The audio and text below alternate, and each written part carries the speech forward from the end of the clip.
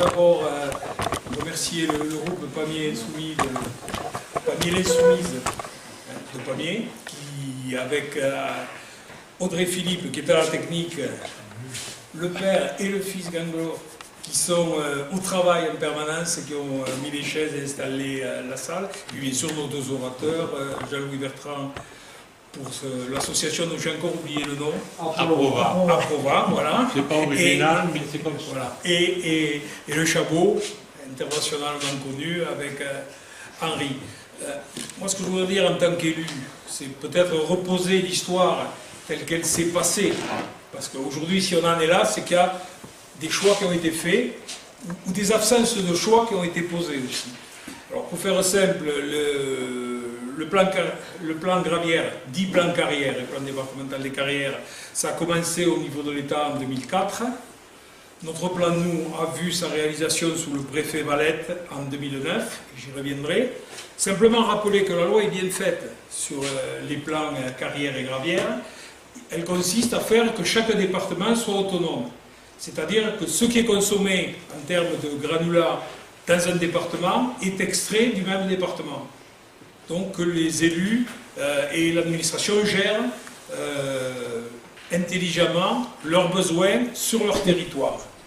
Malheureusement, en 2009, donc sous le préfet Valette, qui n'était pas un préfet, qui était un ambassadeur, qui avait fait un tour en préfectoral, un tour rapide, mais malheureusement qui s'est passé en Ariège, nous avons eu, on va le dire simplement, des lobbies politiques qui ont joué sur le ministère de l'Environnement de l'époque, sur la préfecture, pour obtenir que le plan Gravière Ariège intègre les besoins de la Haute-Garonne. C'est-à-dire que nous sommes devenus une annexe de la Haute-Garonne. Et le plan a été fait en méthode dérogatoire, ce qui fait que ce que nous extrayons sert à l'Ariège, mais marginalement, mais sert surtout à la Haute-Garonne et aux millions d'habitants. Voilà pourquoi on a un plan Gravière qui prend 900 hectares. Ça, il faut bien l'avoir en tête. Ça a été voté et soutenu plus ou moins par les élus de l'époque, mais j'ai quand même le souvenir du conseil départemental, et c'est pas Jean-Louis qui me démentira, qui s'est abstenu sur le plan, et la Chambre d'agriculture qui n'a rien trouvé à dire de voir disparaître 900 hectares de terre arable. Pour vous donner un exemple, nous sortons du SCOT. Alors ceux qui ont déjà entendu parler du SCOT, c'est le schéma territorial d'organisation des territoires. C'est de cohérence territoriale. Voilà, c'est le C qui me manquait. Donc le SCOT, il est fait sur la vallée de l'Ariège. Il prend les communautés de communes de Pamiers-Saverdun, l'Aglo de Foix, jusqu'à Tarascon.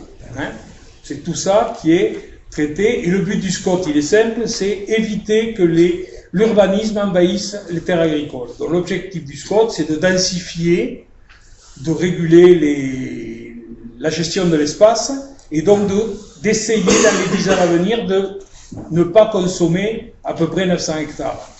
C'est-à-dire que l'étalement urbain ne continue pas et que l'on arrive à protéger 900 hectares. Donc, au moment où les élus votent un SCOT pour effectivement contenir l'étalement urbain, au même moment, on donne l'autorisation, ça s'est fait à peu près dans la même période, le SCOT, ça fait une dizaine d'années qu'on y est dessus, et les gravières aussi, on donne l'autorisation aux carriers de détruire 900 hectares. Vous voyez l'aberration du système. Mais c'est vrai que là, on a été confronté à des lobbies qui ont bien fait leur travail, qui ont joué sur les dérogations, et s'il n'y avait pas eu les associations ici présentes, je veux dire, le combat n'aurait jamais eu lieu. Je dis combat parce que non seulement ils ont les autorisations pour détruire ces terres-là, mais ils ont aussi obtenu le droit de remblayer sur 300 hectares avec des déchets, ces fameuses carrières, les trous qu'ils ont creusés. Ce sont des déchets de construction, des déchets dits inertes. Il y a eu une réévaluation du plan carrière qui a été fait en 2014. On aurait pu espérer que, grosso modo, le conseil départemental et les élus de la communauté de communes de Pamiers, puisque nous sommes concernés, et de Saverdun à l'époque, interviennent pour obtenir ce qu'a demandé notre député Michel Larive, c'est-à-dire un moratoire, qu'on arrête déjà et qu'on évalue la situation, et notamment l'utilisation des déchets, pas du tout. Il y a eu un accord qui a été signé en 2014 par la Chambre d'agriculture, par le Conseil général et par la préfecture pour s'assurer que ces déchets sont inertes, ce qui n'a jamais été appliqué. Donc une façon de se laver les mains. On suppose que les déchets sont bons, on passe un accord et on passe à autre chose. Il y a l'assistant de Michel Larrivé qui est là, je le salue. J'ai eu Michel au téléphone, il s'excuse, il est à l'Assemblée, ce qui est normal pour un député, on ne va pas le lui reprocher, mais je tenais à le dire et aussi à rappeler le travail qu'il a fait, puisque c'est le seul élu d'importance en Ariège à être intervenu auprès des ministères et on attend la réponse. Parce que, on a eu une première tu peux nous le dire, parce que il a savamment voté en touche. Voilà. On l'a interpellé sur tous les points, puisqu'on avait travaillé avec les associations et qu'on avait pas mal d'éléments assez précis. On avait fait un courrier assez précis. Et en gros, il s'est reporté sur les services de l'État qui étaient là pour contrôler, et donc il n'y a pas trop de problème. C'est toujours le même renvoi de balle.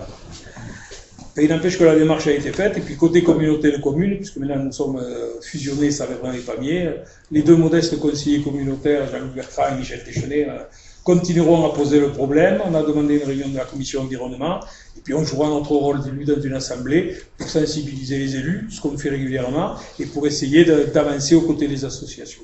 Voilà, je voulais faire ce rappel historique pour remettre en perspective un peu le dossier, comment des décisions prises en 2009, je dirais dans l'indifférence générale, notamment de la Chambre d'agriculture, puisque la Chambre d'agriculture, qui est quand même censée protéger les terres agricoles et entre guillemets, s'est battue dans le squat pour le faire, a accepté le plan carrière, a accepté de signer un accord en 2014 de vérification des déchets. Et j'ajouterai que le président Toulis, qui est concerné à titre personnel dans l'utilisation des terres, puisque une partie des terres qui sont les siennes sont utilisées par des carriers aujourd'hui, me semble être à la limite du conflit d'intérêts.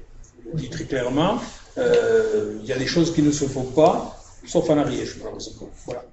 Voilà, donc nous, notre sauce, elle est sur ce dossier depuis le premier jour, puisqu'on a participé justement de l'élaboration du schéma départemental des carrières, qu'on a contesté, sur lequel on a été pratiquement les seuls à s'opposer à l'époque, et que nous avons déféré au tribunal administratif, que nous avons gagné d'ailleurs, puisqu'il a été annulé ce schéma, mais entre-temps, les autorisations avaient été données, et au titre des autorisations accordées, eh bien, le tribunal n'est pas revenu dessus.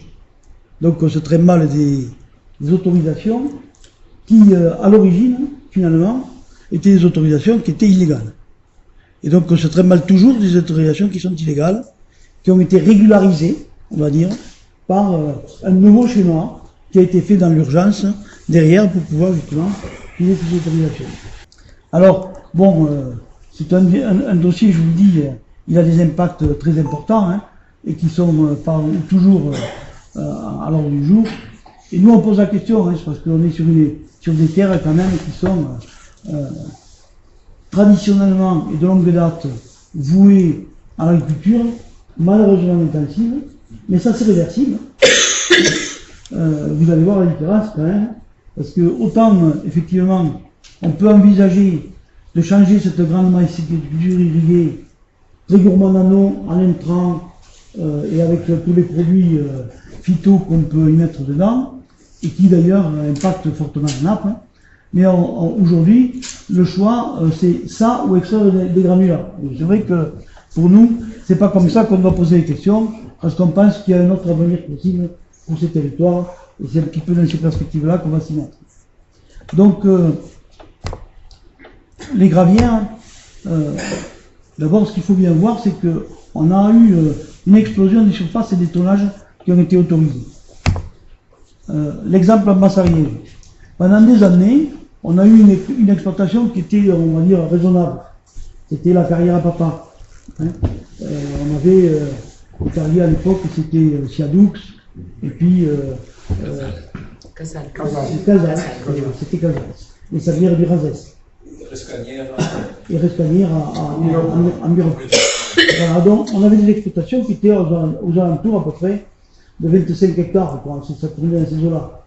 Et avec ça, eh bien, on satisfaisait la production du département, puisqu'il faut vous le dire quand même, dans le département, on est quand même grand consommateur de cailloux. Hein. On se positionne pas trop mal sur le marché de la caillasse, puisque en Ariège, on consomme quand même 1 million de tonnes de graves alluvionnels. La caractéristique du département, et ça l'interpelle aussi, c'est que la quasi-totalité de l'utilisation des matériaux dans le département, c'est de l'alluvionnaire. Et c'est pas de la roche massive. Dans certains départements, on a un certain équilibre. On va dire on n'est pas loin de 50-50 entre roche massive et grave alluvionnaire. Dans d'autres départements, comme dans le Lot, ils n'ont pas beaucoup de graves alluvionnaires, ils font beaucoup avec la roche massive. Mais ça veut dire qu'on sait faire autant de choses avec la roche massive que ce qu'on peut en faire avec de l'alluvionnaire. La grande différence, c'est que l'alluvionnaire, eh bien, c'est pas du renouvelable. Toute la grande plaine d'Ariège, l'alluvionnaire, il est arrivé avec la dernière glaciation. On est en train aujourd'hui de surexploiter ces graves qui sont arrivés avec la dernière glaciation. Avant qu'on en ait une autre, qui nous recharge en grave alluvionnaire, il va se passer de l'eau. Parce que je pense que nous, on ne le verra pas, hein. Ça c'est clair. Et nos enfants non plus.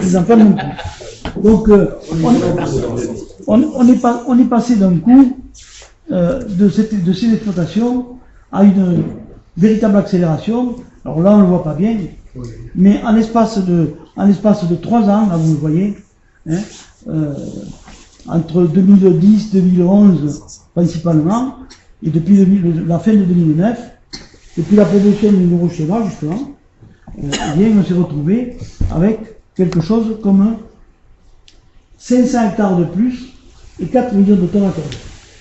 Donc on utilise, grosso modo, on a besoin dans le département d'1 million de tonnes et on a donné 4 millions d'autorisations. Ça ne veut pas dire qu'ils les consomment, hein, parce qu'il faut avoir le marché. À l'époque, leur gourmandise, c'était effectivement le marché toulousain, parce qu'il y avait eu la problématique du grand contournement de Toulouse. Et en même temps, la problématique du TGV qui devait passer entre Toulouse et Bordeaux. Et donc, immédiatement, ils se sont jetés sur ces terres-là. Bon, je vais vous expliquer aussi pourquoi. Parce que tout simplement, en Haute-Garonne, ils commençaient à être très mal vus. Ils avaient fait des trous partout. Et plus personne ne voulait là. Donc, ils ont cherché des endroits où on pouvait les accueillir. Et donc, la vallée de la Garonne, si vous regardez avec un satellite, vous allez voir, c'est des myriades de petits lacs aussi, hein, partout. Hein. Il y a des gravières un peu partout. Donc, à un moment donné, il y a eu une forte réaction locale, et y compris des élus locaux, qui ont dit, non, hein, ça, dans le département, c'est fini, on ne veut pas ce gruyère. Et en même temps, on veut avoir une exploitation raisonnée. Pouvoir avoir de la réserve un peu sous le pied, pour savoir comment on va faire de la matière. Et bien entendu, ils se sont tournés sur le département qu'ils étaient capables d'accepter. Ils sont allés voir nos élus chez nous, qui ont été très sensibles au discours qui a été fait, en leur disant mais ça va vous faire du fric, et en même temps ça vous fera des emplois. Alors quand on voit le fric que ça ramène, c'est peanuts, hein, c'est du pipeau, ça ramène absolument rien.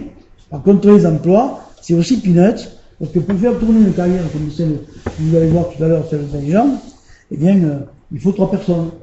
Voilà. Hein.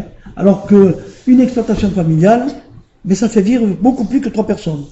Et quand on commence à prendre 170 hectares, eh bien, c'est 2 exploitations familiales qu'on avait dessus, sur ces terrains-là. Donc, on avait, à minima, autant de nombre d'emplois, mais en plus, des emplois pérennes, sur très longtemps. Quand ils auront fini les trous, ils vont fermer, ils vont nous laisser les lacs, ils vont laisser les trous entretenir, et derrière ça, ben, les emplois, ils ne seront plus. Hein. Donc, je crois qu'il faut savoir raisonner d'une manière différente. Alors, en même temps, pourquoi ils sont venus sur l'Ariège? Eh bien, tout simplement parce qu'on a une puissance au gisement. On avait des élus qui étaient très attentifs, un petit peu, qui voyaient ça d'une manière souriante, et en même temps, je vous dis, on a la puissance du gisement, et on n'est pas loin des portes de Toulouse. Hein. Donc, pour eux, c'était assez simple, effectivement, de distribuer leur matériel. Alors, on a assisté là un peu à tout, hein, parce que dans la précipitation, vous avez vu, hein, ça s'était fait très très vite, ces autorisations. Et donc, dans l'autorisation, on s'est mis à exploiter malgré toutes les incohérences sur le terrain. Par exemple, sur Denjan, on a un site gallo-romain qui a été bouché, on ne sait pas ce qu'il y a dessous encore. Hein. Donc voilà, hein. C'est allé très vite. Malette, c'est encore mieux. Ça, c'est les terrains chez Malette, c'est la propriété qui est en face, hein. De l'autre côté de la voie ferrée, ils sont en pleine zone inondable. Normalement, c'est interdit par la loi. On n'a pas le droit d'aller faire des carrières dans les zones inondables. Mais ils ont eu quand même l'autorisation. C'est quand même un peu fou. Et alors bon, ça aussi c'est un dossier sur lequel on est au tribunal administratif. Hein. On a déféré ce dossier-là aussi, avec certainement de fortes chances effectivement d'aboutir sur ce dossier. On va voir. Hein. Mais faut savoir quand même que c'est un lobby tellement puissant que c'est pas toujours facile, même quand on a parfaitement raison de gagner.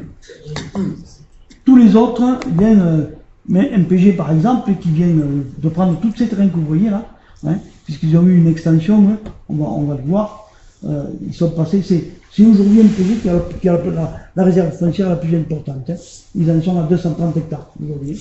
Donc, vous voyez un peu la surface que ça représente. Tout ça, bien entendu, et tout cela sur les meilleurs terres. En 2009, donc, Denjan, il démarre, et Denjan, ben, c'est pas Denjan, c'est pas le local de l'État. Denjan, c'est la Cenex. La Cenex, c'est le numéro 2 mondial du béton. Il faut savoir à qui on a affaire en face. Hein.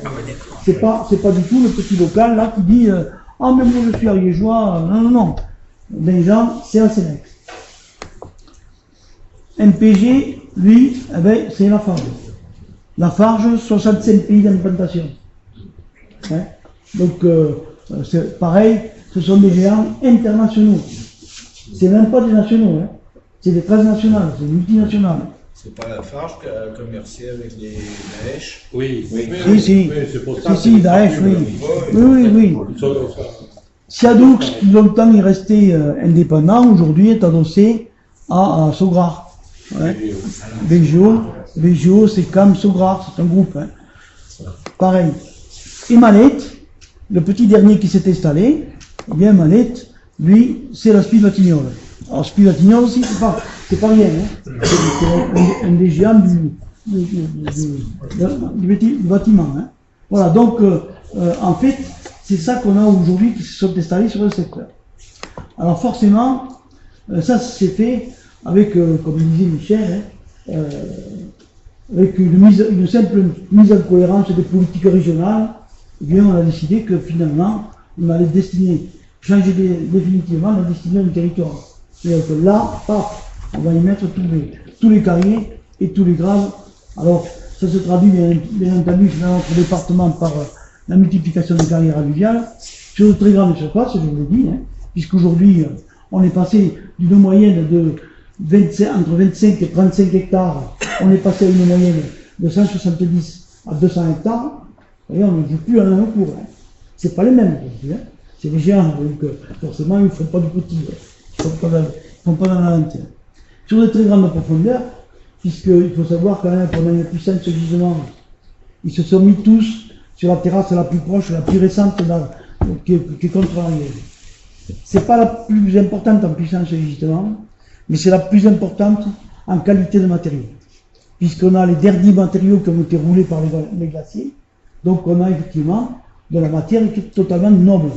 Ce sont des produits nobles qu'on devrait réserver à des usages nobles. Et là, on en fait de tout et n'importe quoi, parce que une fois qu'on a la concession, ça coûte 0 d'extraire. On n'achète pas le matériel. Hein. Donc, derrière, on fait tout avec. Hein. Alors, les très grandes profondeurs, on est quand même sur une moyenne de 15 mètres de puissance de gisement. C'est-à-dire que quand vous les voyez faire un trou, hein, ils descendent à 15 à 20 mètres de profondeur pour les plus profonds. Et donc, forcément, quand ils descendent à de telles profondeurs, eh bien, ils mettent à jour la nappe. Et là, on est sur la même nappe. Je me souviens, il y a quelques années, je crois que c'était il y a 7-8 ans, Michel, c'est mon mémoire est bonne, ici, dans cette même salle, on avait alerté justement sur cette problématique des gravières. J'avais dit aux gens de Tréneige, vous avez sous vos pieds la plus grande nappe du département, la plus grande réserve pour l'avenir, d'eau pour l'avenir. Parce que c'est une nappe qui n'est c'est une nappe pluviale et alluviale.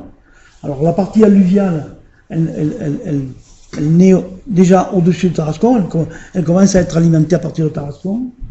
Mais la grande partie de la nappe, c'est une nappe pluviale qui naît derrière la chaîne du Plantorel et qui va jusqu'à Toulouse, jusqu'à la confluence à la Garonne.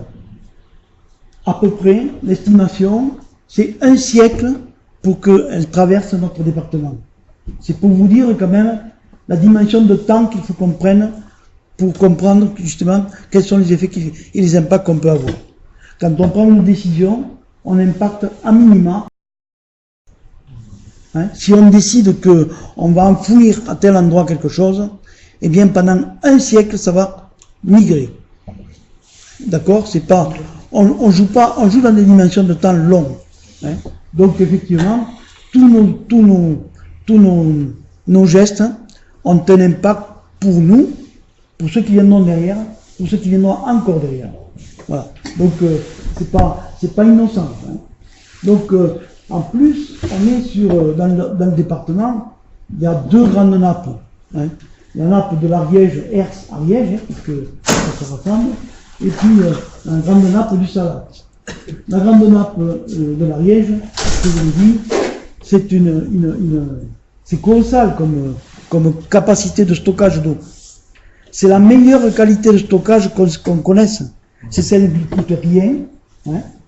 Et puis ça n'a absolument rien de comparable avec un barrage. Quand vous faites un barrage, faites un grand barrage, on a Montbel, nous par exemple, qui est près de la chronique, là, puis on pourra en parler aussi.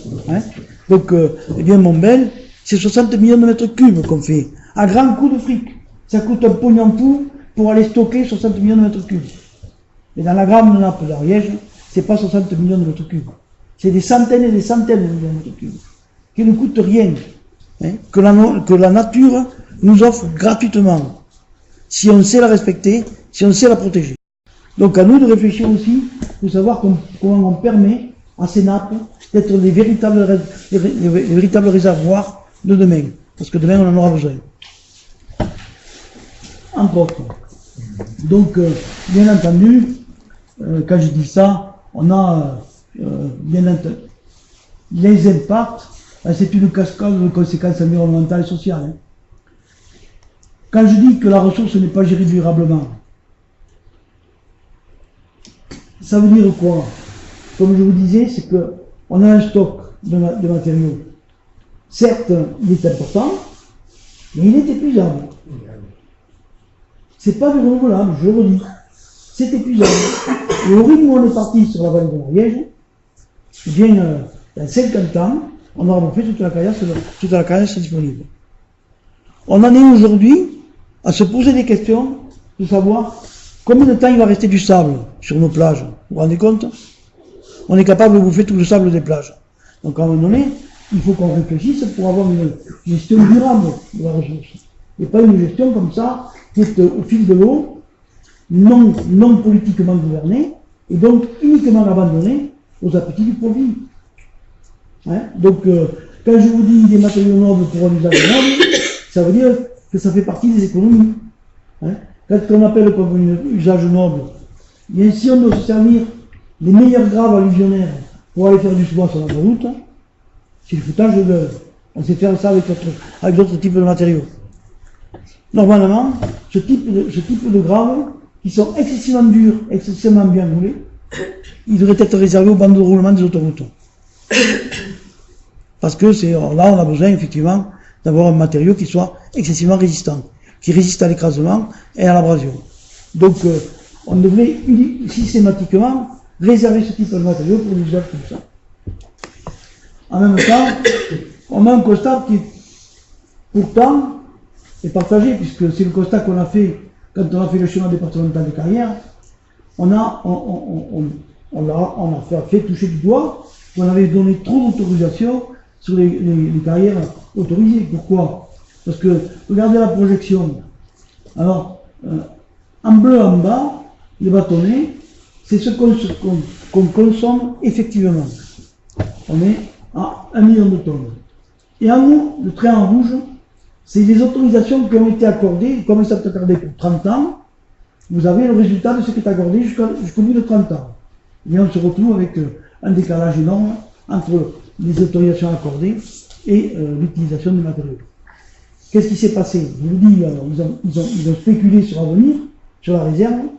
Moralité, en spéculant sur la réserve, ils ont aussi spéculé sur le prix des terrains. Allez chercher pour un agriculteur aujourd'hui les moyens de s'installer en Basse-Ariège, à côté des carriers. Quand vous avez de la terre qui a été achetée 3 fois le prix par les carriers pour justement extraire des graves. Et ça veut dire qu'il y a eu une spéculation foncière sur laquelle aujourd'hui on a des jeunes agriculteurs qui ne peuvent pas s'accrocher, ne peuvent pas se mettre à côté. Donc ça fait partie de la réflexion qu'on doit avoir aussi.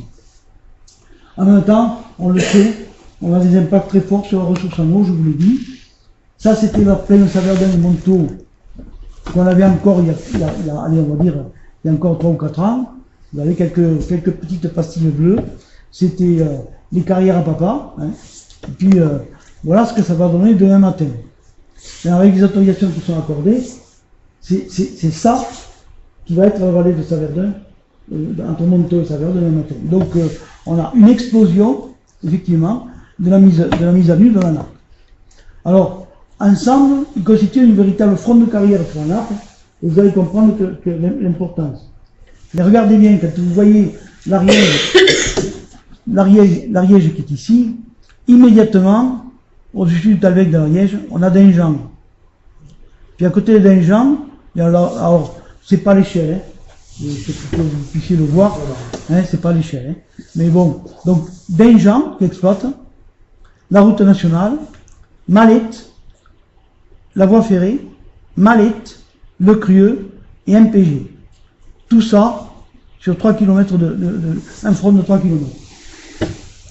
Donc en fait, imaginez ce que ça va donner quand on met la nappe à nu sur un front de 3 km large et une profondeur de plusieurs kilomètres long.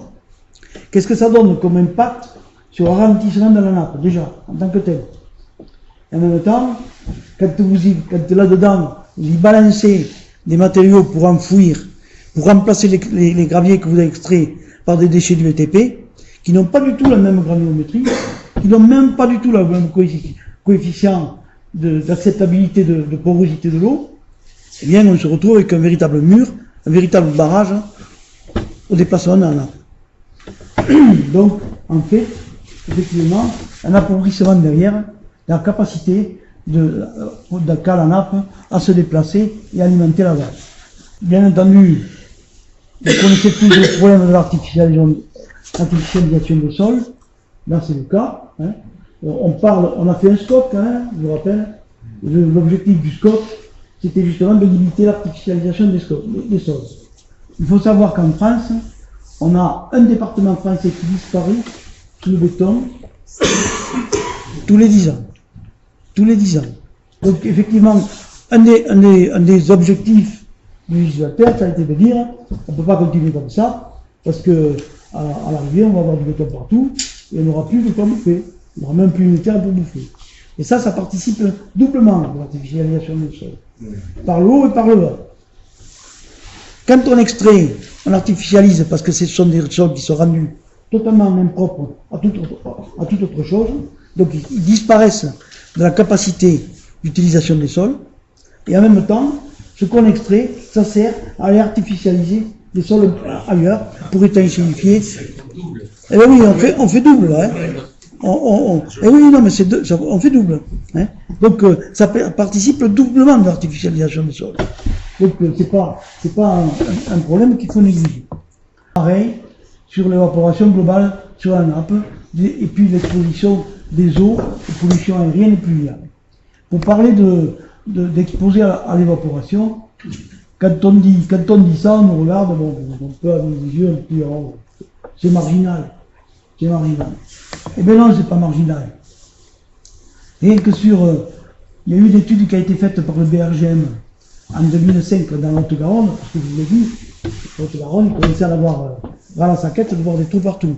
Et ils se sont dit à un moment donné, quel est l'impact sur la nappe? Donc le BRGM a chiffré, et avec les conditions de l'époque, hein, donc remonter 10 ans en arrière, vous voyez que le réchauffement climatique il s'accélère aussi, hein, ça va de plus en plus vite tout ça. Hein. Donc bien, ils ont constaté que, à peu près, systématiquement, pour ce qu'ils avaient, eux, comme gravière, ça représentait 13 à 14 millions de mètres cubes d'eau, de différentiel entre les précipitations qui tombent et l'évaporation. Donc, de bilan hydrique, c'est pas 14 millions d'évaporation. L'évaporation, c'est beaucoup plus que ça. C'est le bilan hydrique, la différence entre ce qui est tombé et ce qui est reparti. Et ce qui a été chiffré chez nous, parce qu'on a demandé à faire le même chiffrage, on est à peu près dans les mêmes configurations, sur la plaine de l'Ariège que sur la plaine de la Garonne, en termes de climat et de vent. Eh bien, ce qui a été chiffré, c'est que tous les 500 hectares mis à nu, on a 2 millions de mètres cubes de déficit de bilan hydrique. Donc, quand vous savez que vous allez avoir plus de 600 ou 700 hectares de lacs, que c'est pas les seuls sur le département, il y en a d'autres. Il y a la Colasse, à Varilhes, il y a Rescanière, il y en a une autre à Mans. Donc, c'est pas les seuls. Donc, on n'est pas loin déjà de 4 millions de mètres cubes qui disparaissent, comme ça. Et quand on regarde la surface des grands lacs qu'on a sur le département, Montbel, c'est 600 hectares. Rien que sur Montbel, c'est 2 millions de mètres cubes qui s'évaporent. Donc, si vous faites le total, vous arrivez à des choses qui représentent effectivement des masses considérables d'eau qui disparaissent. Alors, bien entendu, alors nous, on a vu de tout là-dessus. Hein. Vous savez que la rivière Ariège, elle est en Natura 2000, hein, et on n'a pas eu d'évaluation spécifique sur l'impact cumulé de ces carrières. On a des sources d'eau dure, qui sont des habitats prioritaires. Alors nous, en tant qu'agence de protection de l'environnement, ça nous interpelle parce que ce sont quand même des habitats qui sont excessivement rares, où on a une faune et une flore qui est très spécifique. On a quelques points, et donc, dont certains, donc, en fait, sur le lac de l'Ariège, je vous dis, il y en a 5 sources de ce type-là. Et on en a 2 qui sont carrément très proches des carrières. Puisque là, vous êtes sur la carrière d'Enjan ici, hein, et vous voyez que vous avez 2 sources d'eau dure qui sont là. Donc, bien entendu, l'impact immédiat, c'est le risque d'assèchement de ce type d'habitat, qui est une perte de biodiversité. Et je crois qu'on n'a pas besoin de ça aujourd'hui, quand on sait que on est en train de perdre 60% de la biodiversité dans nos pays, en l'espace de très peu d'années. En 50 ans de travail humain, eh bien, on a perdu 60% de la biodiversité. Donc, je pense que ça fait partie aussi des choses qui doivent nous interpeller. Alors, là, je vais regarder un petit peu, je vais passer la parole à Jean-Louis, puisque on a vu que toutes ces carrières qui se sont mises en place en même temps, Denjan, MPG, Sialoux, Mallet, les 4 grands, ça a été autorisé très vite, sans qu'il y ait d'études d'impact qui soient cumulées. Parce que vous savez que pour nous, c'est un des éléments forts aussi, on le dit souvent, quand on travaille sur une enquête publique, hein, quand les élus réfléchissent sur un projet, ils voient le projet et ils ne réfléchissent que sur la nature de ce projet. Or, ce projet, il est toujours en coexistence et à mettre en cohérence avec les autres projets qu'il y a sur le territoire. Forcément. Sinon, on ne tient pas compte des impacts qui peuvent se cumuler, voire se potentialiser. Être de plus en plus forts parce que justement, ils sont de plus en plus nombreux. Et là, ça a été le cas. Une carrière, à la limite, ça pourrait passer, mais quand vous en mettez 4 comme ça, et que vous retrouvez avec 700 hectares de carrière, eh bien les impacts, ça n'a plus rien à voir avec les études qui ont été faites sur une carrière toute seule. Et donc, on ne parle pas de la même chose. En même temps, ce que je vous disais, c'est que les arrêtés d'autorisation, ils ont été complétés par des autorisations de remblai sur l'année gravière. Sialoux, ça varie, ils font de l'amiante. C'est l'amiante qui dite liée, là aussi c'est pareil. On dit toujours que c'est quelque chose qui n'est pas. On dit que c'est lié, et puis on s'aperçoit qu'au bout d'un moment, le lien il est un petit peu parti. Donc avarie, c'est Siadoux, mais lui, il ne le met pas en eau, hein, donc il le met hors de la nappe.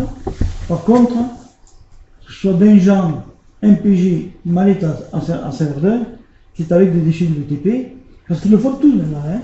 Il y a que la Colas qui ne le fait pas, mais encore on ne sait pas combien de temps, et pour le moment ils ne le font pas. Sinon les trois autres, ils sont autorisés pour des millions de tonnes. Parce que quand on vous dit qu'ils sortent des millions de tonnes de gravier, si on doit combler le trou, mais il faut y mettre des millions de tonnes de déchets pour combler les graviers et les millions de tonnes qu'on a extraits. Donc aujourd'hui, ce qu'on sait, c'est que ce sont des camions, des norias de camions, qui viennent des plateformes toulousaines et qui viennent enfouir tout ça chez nous. Donc on est en train, nous, l'Ariège, de venir la poubelle des déchets du BTP de tout Midi-Pyrénées. Voilà, grosso modo. Hein. Alors il faut savoir que ça nous intéresse parce que ça paye 2 fois. Ça paye 2 fois mieux. Parce que ça vaut plus, il ramasse plus de flics en enfouissant une tonne qu'en extrayant une tonne. Parce qu'en général, ils n'en veulent pas. Voilà, alors donc, on le dit aussi, et Jean-Louis va le insister, c'est qu'on a de telles quantités annuelles de matériaux qui arrivent de partout, qu'il est absolument impossible d'assurer un contrôle réel. En plus que ce n'est pas de contrôle indépendant, puisque les services de l'État, il n'y a plus de fonctionnaires, hein, donc c'est pas avec 0 fonctionnaire qu'on va aller faire du contrôle. Donc on appelle ça, dans le néolibéralisme, l'autocontrôle. C'est l'entrepreneur qui fait son propre contrôle. Vous voyez un peu quel est le niveau de contrôle qu'il faut faire. En réalité, c'est la loi de la jungle. C'est la loi de la jungle. Et en plus, ce sont des contrôles dits de visu. Hein, de visu. Donc vous voyez un peu ce que ça donne. Il y a une nana qui est au guichet, là, puis qui voit passer un camion, qui sort la tête comme ça, qui regarde ce qu'il y a dans le camion. Allez-y, c'est bon, vous pouvez y aller. Et puis là, il faut savoir aussi, alors ça c'est une finesse qu'on apprend quand on est sur le terrain. Est-ce que vous êtes capable de faire la différence entre du bitume et du goudron? Il y a quelqu'un qui sait la faire ici? Moi non plus, hein. Moi non plus, et je doute que quelqu'un sache le faire. Sauf que, ce qu'il faut savoir, c'est que les goudrons de pétrole et les goudrons de houille, parce que c'est les deux différents, c'est pas la même chose. Il y en a un qui est classé comme étant inerte, et l'autre qui n'est pas classé inerte. Donc quand on amène une benne de goudron là, eh bien, il faut que la nana sache comme ça faire la différence entre le goudron de houille et le goudron de pétrole. Et alors pour ça, comme c'est très difficile de le faire quand même, vous conviendrez qu'il faut être un grand spécialiste pour arriver à le faire, cette différence. Eh bien, ils ont une petite bombe qui réagit, hein, soi-disant quand on fait le pchit dessus. Sauf que les 3 quarts du temps, ils n'ont pas la bombe à portée, et que les 3 quarts du temps, ils ne montent pas dans le camion pour aller faire des coups de bombe, et que donc, on ne sait jamais ce qui va lancer dans la flotte.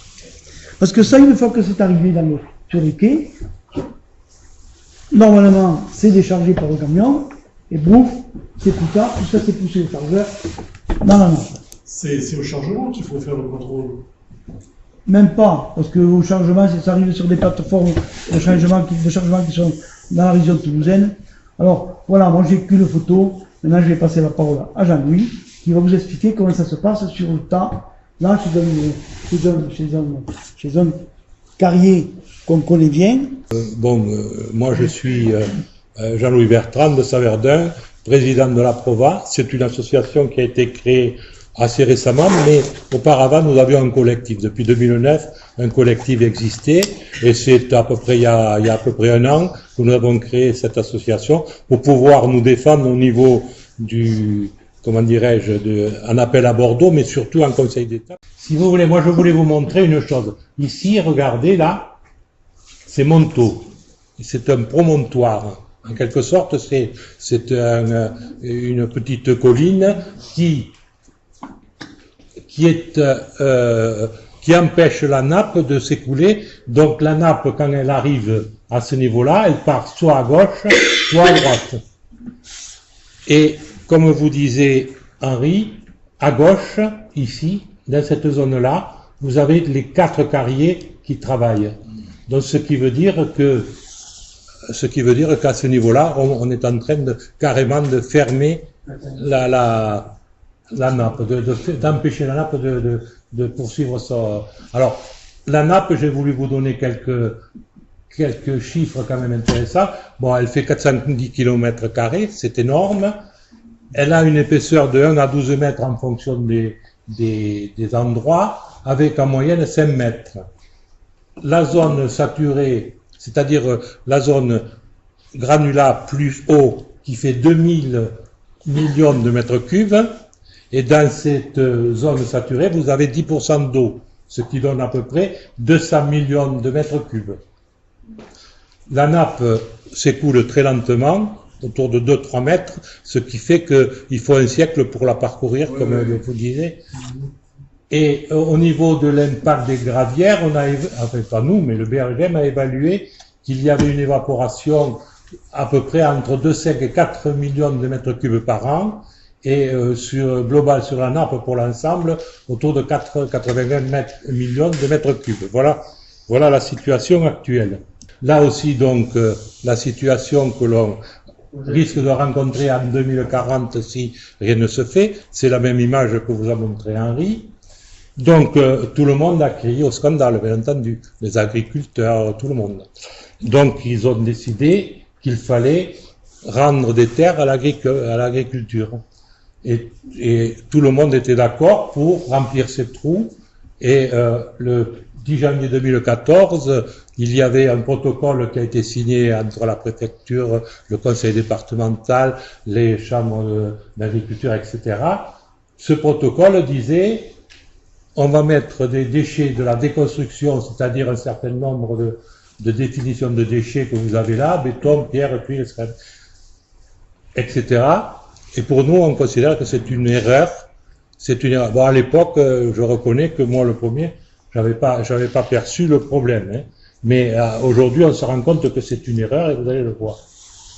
Alors, dans un premier temps, pourquoi réaliser ce remblaiement? C'était pour limiter l'évaporation, et Henri vous en a parlé, c'est vrai, c'est quand même un problème.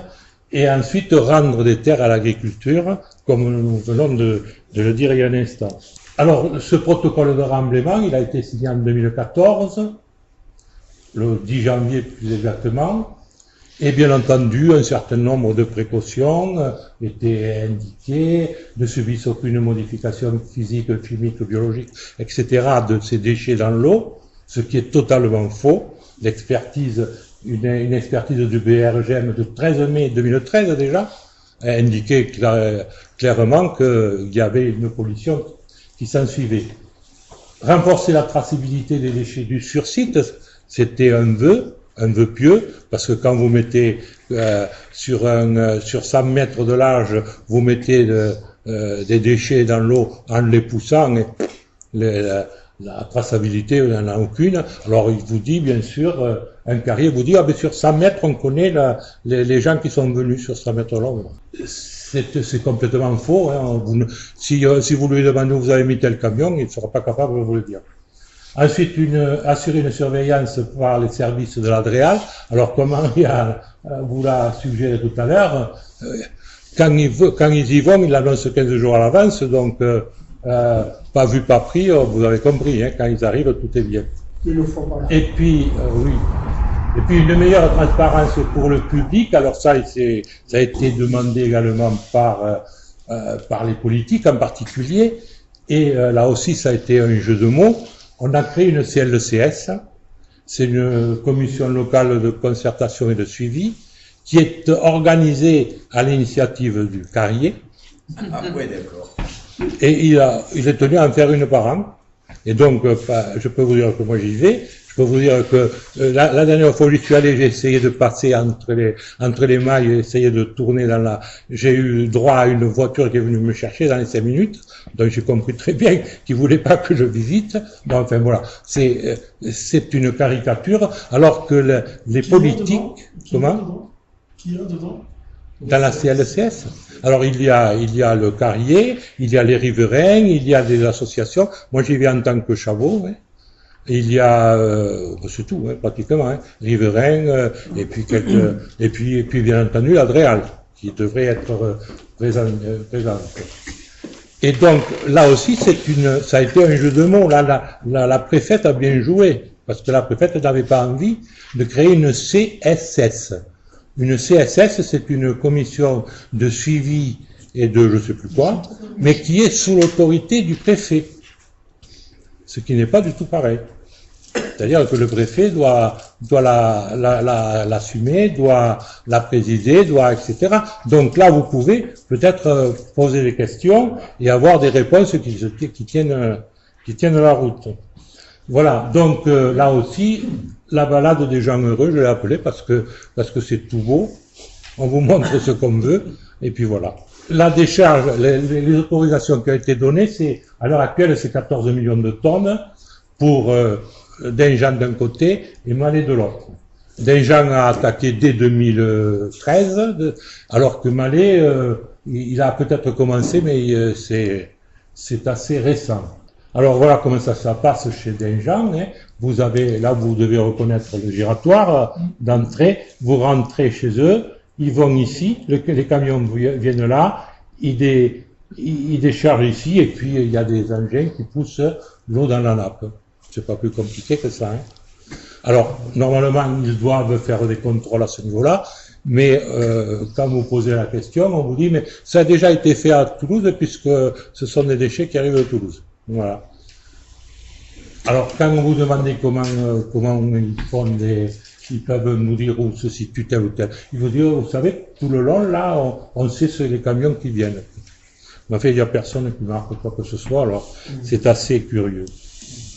Alors voilà les déchets, il y a des plastiques, des pneus, des bétons, vous voyez très bien qu'on est déjà assez loin de la définition du déchet inerte. Voilà encore d'autres, alors ceux-là ils sont flottants, là aussi donc on les voit, hein. Alors moi il y avait un système là pour empêcher, là je l'ai pas sur la photo, j'avais posé la question, mais à quoi ça sert ce boudin? Vous avez compris le truc, mais ils m'ont dit c'est pour les comment il m'a dit, les objets volants, un truc comme ça.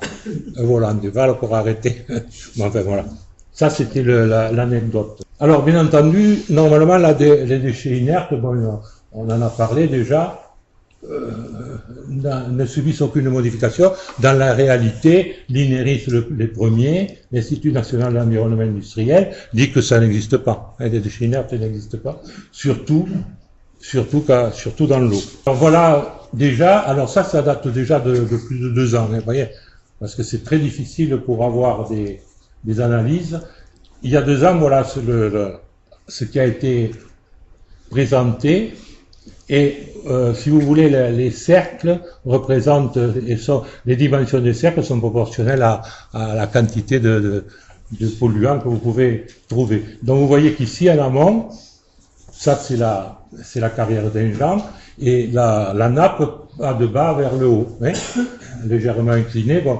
Et vous voyez qu'ici, vous n'avez pratiquement rien, ici en bas, le petit rond, là, vous n'avez pratiquement rien, hein, 2 microgrammes par litre, et au fur et à mesure que vous rentrez ici, vous avez l'endroit où vous voyez la partie qui est en train de se combler, vous avez ici à l'époque, plus de 2000 microgrammes par litre d'aluminium et de fer. Et on a trouvé, vous allez le voir tout à l'heure, jusqu'à 14 000 microgrammes par litre. 2 fois 7000, grosso modo.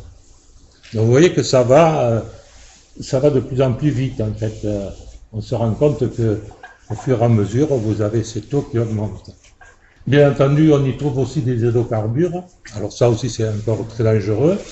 Et vous avez là aussi un certain nombre de points qui vous montrent que c'est bien la carrière et c'est bien une pollution liée au remblaiement. Qui a fait ces analyses, ces prélèvements? Ah ben c'est pas nous, hein. C'est des analyses qui ont été réalisées par c'est le laboratoire 31 qui le fait généralement à la demande de l'Adréal ou à la demande de... Oui. Mais bon... Donc l'Adréal voit ça, mais... Oui, non mais l'Adréal...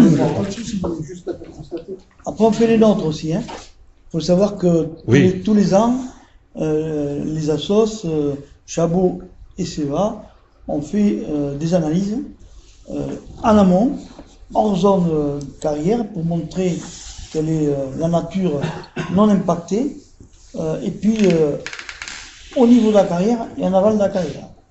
Et donc depuis 3 ans, on fait des analyses assez complètes, assez poussées. Elles nous coûtent bien cher. Hein. Il faut savoir que ça nous coûte pratiquement 1000 € par assos par analyse. Hein. Donc c'est pas rien. Hein. C'est un investissement. Mais ça nous aide aussi parce que ça nous a permis de montrer qu'effectivement, on a vu une progression dans les niveaux de pollution depuis ces dernières années, en 2 ans, et qu'en même temps, on avait aujourd'hui, on pouvait prouver que c'était bien de l'impact de la carrière. Parce que bien entendu, sur le plan juridique, si vous ne montrez pas que ça vient de là... Mais est-ce qu'il y a des juges qui ont vu ce truc-là? Oui. Ah oui, oui, oui. Et alors, rien. Mais à Bordeaux, c'est pas passé, et en Conseil d'État, c'est passé. Ça prouve que c'est politique, là, Oui, c'est pour mais tout simplement. Oui, Ça prouve que, mais bien sûr, Ils ont dit non, il y a Bordeaux était aux ordres et le Conseil d'État n'est plus aux ordres. Ouais, c'est tout. l'inverse, hein. C'est les personnes, C'est l'inverse. Hein. les personnes qui sont. En fait, sur le dossier d'Injean, on va parler de celui-là, on a perdu en première instance à Toulouse. On est allé en appel, on a perdu en appel.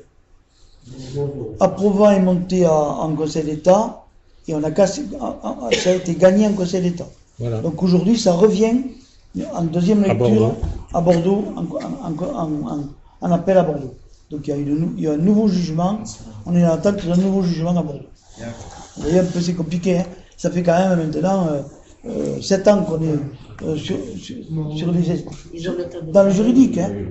Et on vous laisse relever sur le site pour les analyses? Non, on est obligé de se tenir en dehors, bien entendu. En dehors. Quand on fait des photos comme ça, normalement, même les photos, on n'a pas le droit de vous les montrer.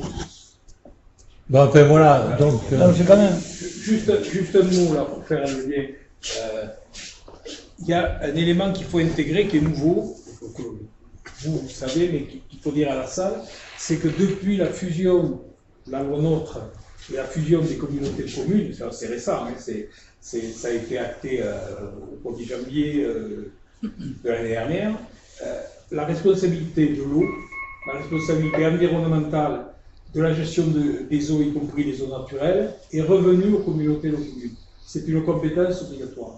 Et donc là, aujourd'hui, ça nous permet d'impliquer dans le dossier, c'est ce travail qu'on essaie d'initier à la communauté de communes de Saverdun-Pamiers, de Saverdun, parce que réglementairement, c'est un vrai changement. Jusqu'à maintenant, c'était traité préfecture, conseil général, et il n'y avait pas de prise pour les élus. Donc maintenant, à travers cette législation-là, on va pouvoir mener des actions et ça va être notre travail. Mais c'est tout récent, mais ça change franchement les données. Et ça, il faut l'avoir en tête. Voilà, donc en octobre 2017, voilà le résultat que nous avions. 13 300 fois la norme de qualité environnementale dans un plan d'eau recevant la décharge pour les plantes. En 2017, nous avons eu jusqu'à 120 000 fois la concentration toxique en normes de qualité environnementale pour les plantes. Et ça, c'est pas neutre pour elles. Hein. Donc, on se rend compte que les plantes souffrent. Et voilà le résultat, si vous voulez, c'est que les racines sont complètement mangées par l'aluminium, en fait. Hein. Et donc, les arbres tombent. Là, c'est un arbre qui a été arraché. Deuxième autre aspect, des pollutions microbiologiques. C'est évident dans la mesure où on sait que, comme on met des tonnes de déchets non stérilisés, on obtient une pollution importante au niveau des microbiologiques qui est énorme, à tel point, si vous voulez, que c'est assez marrant. J'ai voulu vous montrer ces relevés d'analyse que nous avions faits et vous montrer que, bon, alors là, si vous voulez, je vous parlais en octobre de 7400, vous voyez, microgrammes par litre d'aluminium, vous l'avez noté, et en fer, on avait à peu près 8000, hein, donc 8 et 7, 15, nous étions à 15 000. En mai 18, ça a diminué. En fait, moi, ce que je voulais surtout vous montrer, c'est que là, c'est tellement important, ces bactéries, cette prolifération de bactéries, qu'ils ont carrément abandonné. Personne ne leur dit rien, donc ils n'en font plus. Donc le problème est réglé, on ne sait pas ce qu'il y a. Donc pour vous montrer quand même que c'est incroyable les situations que l'on vit, quoi. Alors, la réduction le DDAE, le document qui leur a permis d'ouvrir cette carrière, disait qu'il y avait des pollutions qui seraient très faibles sur le site, ce qui n'est pas tout à fait la réalité, comme vous venez de le voir. Un deuxième problème, ou un autre problème qui se pose, c'est que ces décharges de matériaux sont 1000 fois moins perméables, grosso modo, hein, à quelque chose de près, que les alluvions que nous avions, que le granulat. Et le granulat laissait passer l'eau de la nappe à raison de 2, 3, 4 mètres par jour, hein, très lentement. Mais là, comment dirais-je, les remblaiements créent un véritable mur. Alors, comme vous avez vu que ça se passait entre Montaut et Saverdun, ça veut dire que tout ce qui est aval entre Montaut et Saverdun n'ont plus d'eau dans les puits. Ça, c'est le premier phénomène. Et vous avez des gens qui n'ont plus d'eau dans les puits et qui s'en étonnent. Ils s'en étonnent, bien entendu, quand ils comprennent très vite quand on leur explique ce problème-là. Donc ça, c'est bon, c'est dommage qu'Elisabeth ne soit pas là. Elle pourrait vous en parler savamment. Elisabeth Martinez, qui fait des kiwis à Saverdun. Elle est juste un peu plus bas. Et comme elle a besoin d'eau, surtout, enfin, elle a besoin d'eau en été, bon, il y a encore l'irrigation, mais en hiver, quand il gèle, elle souhaite pouvoir arroser ses kiwis pour qu'ils ne gèlent pas, et elle n'a plus d'eau. Donc elle a de plus, cette eau, elle l'utilise de consommation humaine, là aussi, ils sont complètement, elle est complètement avec des bactéries en pagaille, donc elle est impropre à la consommation. Alors bien entendu, là, à force de taquiner un petit peu la préfète, elle a quand même dit, bon, elle a considéré que l'abaissement du niveau de la nappe, que c'était une réalité. Elle a considéré que c'était que l'alimentation des habitations situées en aval de la zone d'exploitation, qu'il y avait là aussi problème, et qu'il y avait également problème pour la géologie des terrains qui supportent les habitations. Elle a considéré tout ça, bien sûr. Elle a dit, bon, il faut prendre des mesures, mais les mesures, elles ne sont absolument pas opérantes, donc c'est plutôt de l'enfumage ou un parapluie qu'elle a ouvert. Comme ça, le problème est réglé pour elle pour quelque temps. Alors voilà, là, on voulait vous montrer un petit peu l'impact quantitatif sur la nappe. Alors vous avez ici le niveau des eaux souterraines du piézomètre du BRGM qu'ils utilisent comme référent, qui est situé pas loin de Montaut, et vous avez ici les tracés, je ne vais pas y arriver, les tracés en fin, là, bleu fin, vous avez les tracés des niveaux de la nappe à un moment de l'année. Là, vous voyez, le niveau le plus haut se situe entre janvier et mars de 2014. Là, vous avez un autre pic qui se situe au mois de mars 2015, etc. Donc, vous vous rendez compte déjà que ce niveau baisse régulièrement. Alors que dans le DDAE de Dinjan disait que la ligne rouge là qui est notée, c'est normalement le niveau pour 2040. Et on est en 2018. Donc, premier problème. Là, vous avez également des niveaux des piézomètres mesurés. Alors, pour les piézomètres qui sont en amont, celui-ci, on voit que c'est à peu près horizontal. Et si vous passez dans les piézomètres qui sont en aval des remblais, vous les voyez qui chutent, tout simplement. Et alors vous avez des gens qui ont eu des problèmes avec leur puits, qui ne pouvaient qui les amorçait, etc. Voilà encore également des courbes relevées sur des piézomètres. Alors là, vous avez Verniolle, vous avez Mazères, vous avez Montaut et vous avez Hauterive. Normalement, la nappe elle est à combien sous nos pieds là? Ah ben elle est Entre 2 et 5 mètres. entre 2 et 5, oui. Ouais. Oui, un 5. Il y a des moments Pour où, le notamment, BRGM de Montaut, c'est entre un 5 et 3, 4. ouais, ça dépend des endroits, parce que les endroits où elle est carrément affleurante, puisqu'on a des sources qui sortent régulièrement. Hein. Donc si vous allez au Vernet, les vergnes du Vernet, bien, la nappe elle est carrément affleurante là. Elle est à 50 cm, donc le battement, des fois, ça sort directement. Vous avez des fossés qui sont tout le temps pleins. Alors, il y a une notion qui est importante et qui nous permet d'évaluer un peu pas la qualité, mais oui, je voulais la qualité de la nappe ou la qualité agronomique de la nappe pour les terres qu'elle traverse. C'est cette zone non saturée. La zone non saturée, c'est, si vous voulez, la partie les battements que vous avez vus, ces battements que vous avez vus par rapport à un niveau mini, ces battements créent une humidification de la terre, et si ces battements viennent à diminuer, voire disparaître, eh bien vous avez des problèmes de qualité de la terre elle-même, qui s'assèche. Alors là, vous avez par exemple sur Montaut, un petit calcul a été réalisé. En 2013, vous aviez 1,73 m de battement. 173 cm de battement.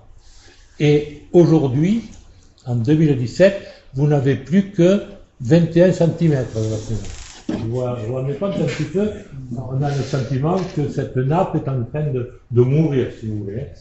C'est un peu le sentiment que l'on a. Ça veut dire quoi? Ça veut dire qu'elle a perdu 87% de ses qualités, et une terre qui n'est pas irriguée à l'envers, qui n'est pas humidifiée, elle se meurt. Alors vous avez ce genre de situation, il y en a d'autres. Vous avez par exemple le piézomètre d'Hauterive, ils avaient 1,61 m en 2013, ils n'ont plus que 94 cm aujourd'hui. Ils ont perdu 40%. Vous avez à Verniolle a perdu 57% aussi, c'est un peu lié à la colasse. Mazères, Solferino, ils ont perdu 61%. Alors bon, là, on passe à autre chose pour vous montrer un petit peu la situation. Là, un jour, on passe, il y a un chemin là derrière, là, et puis ici, c'est un merlon de 2 mètres d'eau. Et sur ce chemin, tout était sec, sauf une partie qui était un petit peu verte. On se demandait pourquoi cette partie était verte, et on savait qu'il y avait, à ce niveau-là, il y avait un piézomètre. On le savait que c'était. Mais pourquoi vert à côté? Alors on a passé le merlon, on est monté dessus, et on s'est rendu compte qu'il y avait une mare qui a été réalisée artificiellement pour vous montrer le côté crapule de ces gens-là. Et là, bien entendu, vous avez on ne le voit pas ici, on le voit ici en bas là. Vous avez un tuyau, et le tuyau il perçait là, il était percé, il perdait. Il perdait, et là la mare donc se remplissait, et c'est une mare qui a été réalisée parce que en bout ici il y a des cailloux, donc c'est pas du tout le fait du prince, ça a été réalisé. Donc on a bien entendu fait constater, et c'est un document qui est rentré dans notre mémoire. Il faut dire l'enjeu quand même, parce que pourquoi ils font ça? C'est pareil la même chose. Hein. Oui. C'est la même chose. Pourquoi? Parce que tout simplement, dans le nouvel arrêté du préfet qui a été pris, on a dit attention, il y a un impact sur le niveau piézométrique de la nappe, c'est-à-dire que le barrage que ça fait effondrer la nappe derrière le barrage, eh bien, la préfète elle a dit, bon, mais on va mettre des regards, on va mettre faire des kilomètres, des trous, c'est des mini-puits, hein. Ces kilomètres, c'est des mini-puits. Et puis on va regarder quelle est la hauteur dedans, pour voir si effectivement ça a un impact ou ça n'a pas d'impact. On pourra au moins mesurer.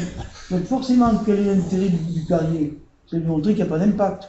Et pour montrer qu'il n'y a pas d'impact, eh bien, remplir artificiellement d'eau, des surfaces, des plans d'eau à l'amont de ce périmètre, vous venir fausser les eaux du périmètre. C'est pas, il faut comprendre pourquoi il le fait, quoi. Hein. Oui, il y a deux raisons. Il y a celle-là, le niveau, et puis l'analyse. Ils analysent l'eau aussi quand ils vont chercher de l'eau.